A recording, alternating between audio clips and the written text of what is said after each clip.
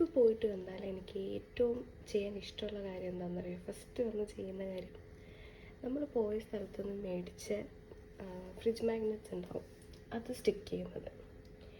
ഇപ്പോൾ ഇത് ജർമ്മനിയിൽ പോയപ്പോഴാണ്,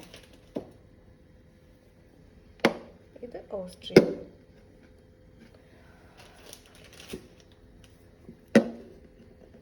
ഇത് ഫിൻലാൻഡ്.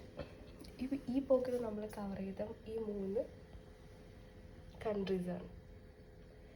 ഇതിന് മുന്നേ പോയപ്പോൾ ഇത് ആക്ച്വലി ജോർജിയ എന്നാണ്, പക്ഷേ എൻ്റെ കയ്യിൽ നിന്ന് വീണിട്ട് അത് ചെറുതായിട്ടൊന്ന് പൊട്ടി.